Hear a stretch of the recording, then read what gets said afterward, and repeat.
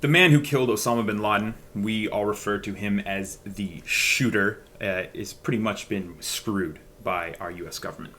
Apparently, he is without health care right now. He left the military 36 months short of getting his pension, which you can make an argument that's kind of on him, but it seems like he's been so jaded by war and maybe the effects of being the man that killed Osama bin Laden. He doesn't ever want to hold a weapon again for professional service, which kind of eliminates the potential profession of being a U.S. contractor, a military contractor for like Zay services or something like that. Yeah, and I think that attitude towards weapons is kind of rampant in the SEALs that come home and who these men who do the dirty work that we see out there. So anyway, the job cost him his marriage because he was away for sometimes 300 days out of the year. He's just kind of screwed. And this Esquire piece and this journalist who wrote for the Esquire and for the Center for Investigative Reporting, Bornstein, I believe his name, laid it out in like an 8-page solid article after spending link down below, of course, the last year talking to this man who we don't know his name. No one knows his name, right? But he's basically saying, like, I just get form letters from, computer-generated form letters. Like, there's no actual human contact from the Department of Veterans Affairs, I'm guessing, that it is in this case. And it raises the issue. I mean, if this guy is epitomized as the warrior right. that we all praise on Veterans Day before every football game, right? That we cheered, that our young people cheered outside of the White House when they killed Osama bin Laden. I mean, he's the man who did it. His story is told in Zero Dark 30. That's right.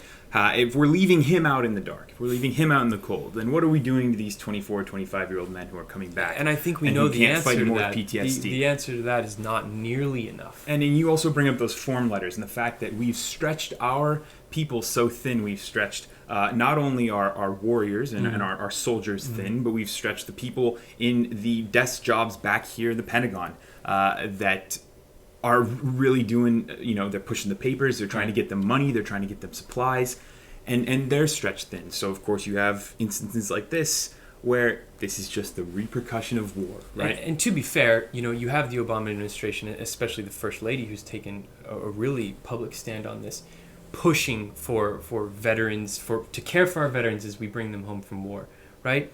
And it just hammers home the point that when you just go cowboy on the world and you go to war, it's easy to go to war. Even after we're attacked, it's like, oh, revenge, But the real challenge is taking a moment and saying, okay, once we commit ourselves to war, how do we extract ourselves from those territories that we've invaded? How do we transition the people who have become dependent on our occupation into a sovereign life? How do we bring the soldiers whom we enlist to protect us under the guise of protection, and they give the ultimate sacrifice and watch their brothers die and take injuries like this guy did for his whole career and come home, and we how do we care for them? How do we make sure that we can reintegrate them into society? How can we give them the mental health that they deserve, the health care that they deserve, to make sure that they can get past this PTSD that we're, diagnosing on record levels because we finally have, the technology and the humanization of